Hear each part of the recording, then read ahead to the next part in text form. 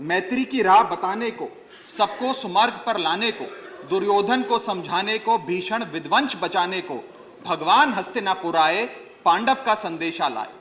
भगवान कहते हैं, दो न्याय अगर तो आधा दो, पर इसमें भी यदि बाधा हो तो दे दो केवल 5 ग्राम, रखो अपनी धरती तमाम, हम वहीं खुशी से खाएंगे, परिजन पर हंसी ना उड़ाएंगे।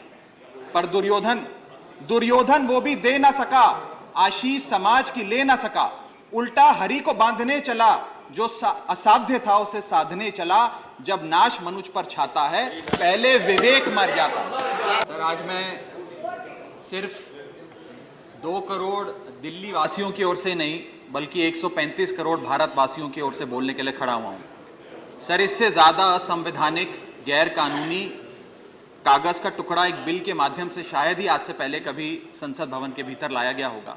और अपना वक्तव्य शुरू करने से पहले मैं महाभारत के एक अंश का वर्णन करना चाहूंगा, जिसे रामधारी सिंह दिनकर ने एक बहुत ही महत्वपूर्ण कविता में लिखकर बताया है, जिसमें भगवान श्री कृष्ण एक शांति दूत बनके पांडवों की ओर से हस्तिनापुर जाते हैं शांति का प्रस्ताव लेकर।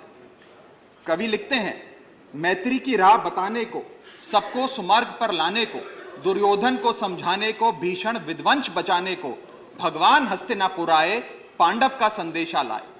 भगवान कहते हैं, दो न्याय अगर तो आधा दो, पर इसमें भी यदि बाधा हो तो दे दो केवल 5 ग्राम, रखो अपनी धरती तमाम, हम वहीं खुशी से खाएंगे, परिजन पर हंसी ना उड़ाएंगे। पर दुर्योधन वो भी दे ना सका, आशीष समाज की ले ना सका, उल्टा हरि को बांधने चला, जो असाध्य था उसे साधने चला, जब नाश मनुष्य पर छाता है, पहले विवेक मर जाता। सर, इसमें दिल्ली बिल का सार है। सर, हम न्याय की गुहार लगाने आपके सामने आए हैं, अपने हक मांगने आए हैं, अपने हक से ज्यादा मांगने नहीं आए। सर, मैं अपने वक्तव्य को 3 भाग में बांटता हूं। पहला, कि यह बिल कैसे एक राजनीतिक धोखा है, पॉलिटिकल फ्रॉड है। दूसरा, यह कैसे एक संवैधानिक पाप है, कॉन्स्टिट्यूशनल सिन है। और तीसरा, कि यह एडमिनिस्ट्रेटिव लॉकजैम यानी कि प्रशासनिक गतिरोध दिल्ली में कैसे पैदा कर देता है। सर, पहला, राजनीतिक धोखा। यह कहानी है सर 1977 से लेकर 2015 की। लगभग 40 साल का लंबा संघर्ष भारतीय जनता पार्टी ने दिल्ली में पूर्ण राज्य का दर्जा स्थापित करने के लिए किया। 1977 में जब 3rd मेट्रोपॉलिटन काउंसिल दिल्ली में था, उसमें जनता पार्टी की सरकार थी।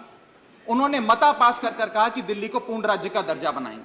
लगातार पूर्ण राज्य की दर्जे की मांग करते करते करते करते ये 1989 का लोकसभा का मैनिफेस्टो मैं बीजेपी का लाया हूं। 1989 के मैनिफेस्टो में पेज नंबर 361 पे पॉइंट नंबर 10 पे ये कहते हैं, grant statehood to UT of Delhi. यानी कि 1989 से लेकर लगातार ये लोग दिल्ली को पूर्ण राज्य का दर्जा दिलाने की मांग करते रहे। यहां तक कि जब 1991 में कांग्रेस की सरकार ने दिल्ली में विधानसभा का गठन किया, उससे भी ना पर्याप्त मानते हुए लाल कृष्ण आडवाणी जी, मदन लाल खुराना जी, सबने बयान दर्ज कराए कि यह भी दिल्ली के साथ न्याय नहीं है, दिल्ली को पूर्ण राज्य का दर्जा मिलना चाहिए और हम इसके लिए आंदोलन चलाएंगे। और लगातार इन लोगों ने संघर्ष किया, आंदोलन किया। सर, 1999 में फिर अपने मैनिफेस्टो में बीजेपी ने, ये 1999 का मैनिफेस्टो है, ये जारी कर कहा कि हम दिल्ली को पूर्ण राज्य का दर्जा देंगे। Page number 132 point number 31, we will give full statehood to Delhi. Sir, इन लोगों ने बड़ा आंदोलन चलाया, संघर्ष किया, सड़कों पे लाठियां खाई, न जाने क्या क्या किया दिल्ली को पूर्ण राज्य का दर्जा दिलाने के लिए। और अंततः वो दिन आया जिस दिन वाजपेयी सरकार के उप प्रधानमंत्री आदरणीय लाल कृष्ण आडवाणी जी इस सदन के भीतर एक बिल लाए, द कॉन्स्टिट्यूशनल अमेंडमेंट बिल 2003, जो दिल्ली को पूर्ण राज्य का दर्जा देता है। यह बिल आडवाणी जी इस सदन के भीतर लाए और कहा कि दिल्ली को अधिकार देने की जरूरत है, दिल्ली को पूर्ण राज्य का दर्जा भाजपा दिलाएगी। यहां भी बात खत्म नहीं होती सर। इसके बाद 2013 के अपने मैनिफेस्टो में बीजेपी ने कहा हम पूर्ण राज्य का दर्जा देंगे। इनकी जून 2013 में नेशनल एग्जीक्यूटिव की मीटिंग हुई, उसमें मता पास कर कहा हम दिल्ली को पूर्ण राज्य का दर्जा देंगे।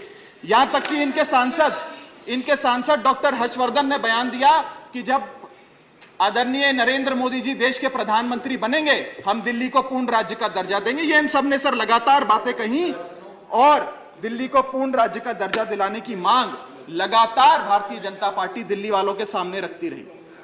सर, ये बिल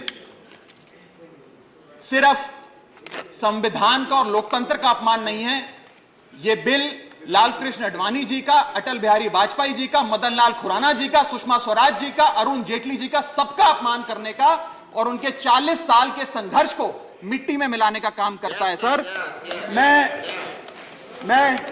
मैं माननीय गृह मंत्री जी का बयान लोकसभा में सुन रहा था। उन्होंने कहा कि नेहरू जी ने, पंडित नेहरू ने यह बात रखी थी कि दिल्ली को पूर्ण राज्य का दर्जा नहीं मिलना चाहिए। मैं माननीय गृह मंत्री जी से कहना चाहता हूं, नेहरूवादी मत बनिए, आडवाणीवादी बनिए, वाजपेयीवादी बनिए और दिल्ली को पूर्ण राज्य का दर्जा देने का आज आपके पास ऐतिहासिक मौका है। दिल्ली को पूर्ण राज्य का दर्जा दीजिए। सर, इस बिल को लाने का असल कारण क्या है? यह बिल क्यों लाया गया है? पिछले 25 साल में दिल्ली में 6 बार विधानसभा के चुनाव हुए। 6 के 6 चुनाव भारतीय जनता पार्टी बुरी तरीके से हारी। यहां तक कि 2015 और 20 में आजाद भारत के इतिहास की सबसे बड़े जनादेश की सरकार अरविंद केजरीवाल ने दिल्ली में बनाई। क्योंकि ये पिछले 25 साल चुनाव नहीं जीत पाए और अरविंद केजरीवाल और आम आदमी पार्टी के आने के बाद ये जानते हैं कि अगले 25 साल भी ये लोग चुनाव नहीं जीत पाएंगे, तो सरकार को नष्ट करने का काम कर रहे हैं। ना रहेगी सरकार और ना रहेगा चुनावों का महत्व, ना रहेगा बांस, ना बजेगी बांसुरी। लेकिन मैं आज इस मंच से भाजपा से अनुरोध करूंगा कि कम से कम लाल कृष्ण आडवाणी जी को न्याय दीजिए, कम से कम उनकी इच्छा पूरी करिए, दिल्ली को पूर्ण राज्य का दर्जा दीजिए। सर, मेरा दूसरा भाग कि कैसे यह बिल एक संवैधानिक पाप है। सर, पहली चीज, ये abuse of ordinance making powers है, आर्टिकल 123 जो संविधान का देता है।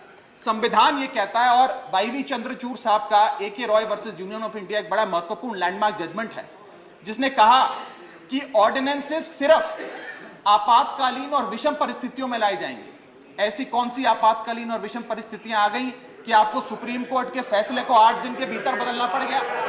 दूसरा बिंदु, यह सुप्रीम कोर्ट का अपमान है। सुप्रीम कोर्ट के फैसले को 8 दिन के भीतर 5 जजों के संवैधानिक पीठ के सर्वसम्मति के फैसले को बदल के आज भारतीय जनता पार्टी ने एक मैसेज दिया है कि हम सुप्रीम कोर्ट को भी चैलेंज करते हैं, सुप्रीम कोर्ट के फैसले को भी नहीं मांगते। आपको जो ऑर्डर जारी करना है करो, हम चंद दिनों के अंदर ऑर्डिनेंस लाकर उस फैसले को बदल देंगे। They have challenged the majesty of the honourable supreme court. Sir, और मैं आपको यह कहना चाहता हूं कि आजकल जो ऑर्डिनेंस लाने की जो एक फेटिश इस सरकार ने देखी, चाहे वो लैंड एक्विजिशन बिल हो, चाहे वो फार्म बिल हो, चाहे ईडी के डायरेक्टर का एक्सटेंशन हो, जो ये सारी चीजें ऑर्डिनेंसेस के माध्यम से इन्होंने करी थी, इस बिल का हश्र भी वही होगा जो सारे पुराने बिलों का हुआ था।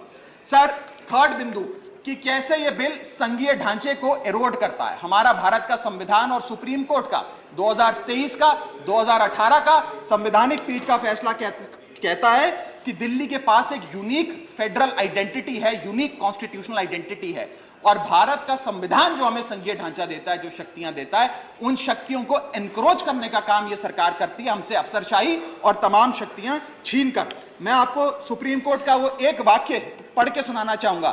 The majority in the 2018 constitutional जज bench held that while the NCT of Delhi could not be accorded with the status of a state, the concept of federalism is applicable to Delhi. हम पूर्ण राज्य नहीं है, लेकिन फिर भी राज्य का दर्जा एक संघीय ढांचे के परिप्रेक्ष्य में दिल्ली को मिलता है। उसके बाद सर, इन लोगों ने तो कमाल ही कर दिया। आज बिना संवैधानिक संशोधन लाए संविधान को बदल दिया, मात्र एक एक्ट ऑफ पार्लियामेंट से, जो आज तक शायद भारत के इतिहास में कभी नहीं हुआ। सर, इसके बाद यह बिल पार्लियामेंट्री अंडरमाइन करता है प्रिंसिपल्स ऑफ कलेक्टिव रिस्पांसिबिलिटी को। भारत का संविधान कहता है सर कि परमानेंट एग्जीक्यूटिव और पॉलिटिकल एग्जीक्यूटिव मिलके लेजिस्लेचर के प्रति जवाबदेही होंगे। ये प्रिंसिपल ऑफ कलेक्टिव रिस्पांसिबिलिटी है।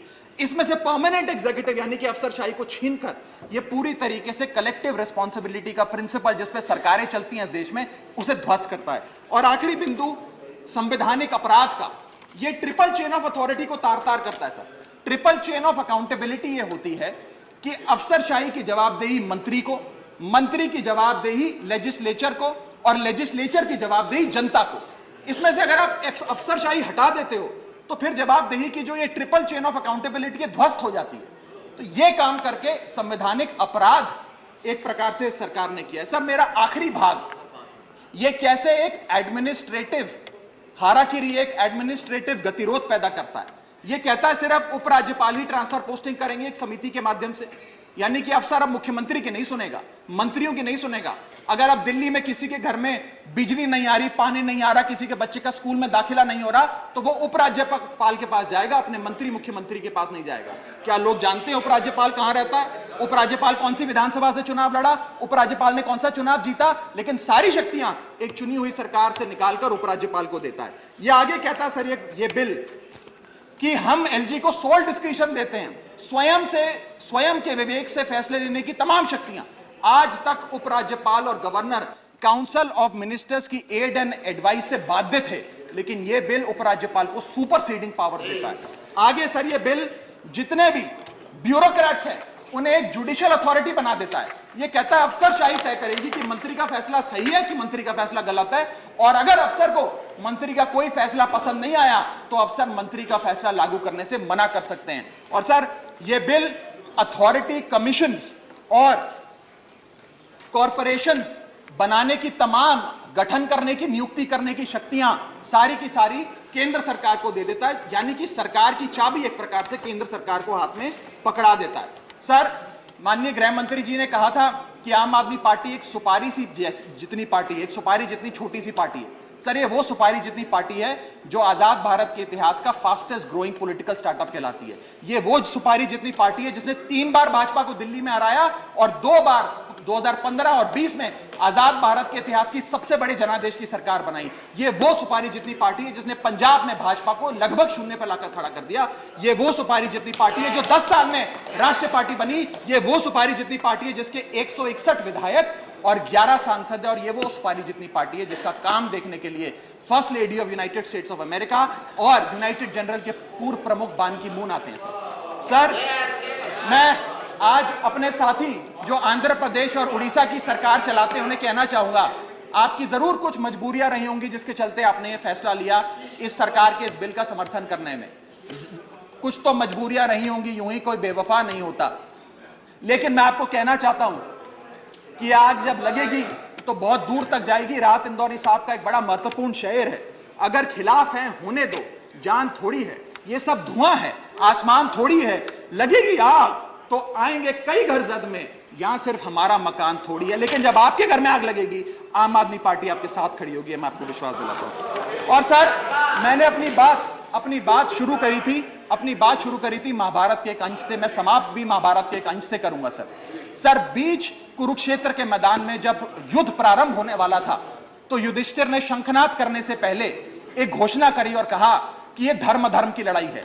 मेरी सेना में खड़े मेरे पीछे जितने योद्धा हैं, अगर उन्हें लगता है कि धर्म मेरे साथ नहीं कौरवों के साथ है, तो मेरी सेना छोड़कर सामने वाली मेरे दुश्मन की सेना में जाकर खड़े हो जाएं, उनकी ओर से युद्ध करें।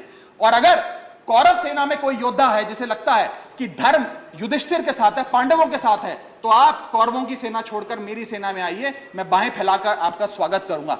उस समय कौरवों का एक भाई युयुत्सु कौरव सेना छोड़कर पांडवों की ओर आया और पांडवों की ओर से युद्ध लड़ा। मैं उसी बात का जिक्र करते हुए आज इस सदन में बैठे तमाम सांसदों को कहना चाहता हूं, राज्यसभा काउंसिल ऑफ स्टेट्स है, हम लोग काउंसिल ऑफ स्टेट्स है, जहां ज्यादा जिम्मेदारी बनती है राज्यों के हितों की, अधिकारों की रक्षा करने की।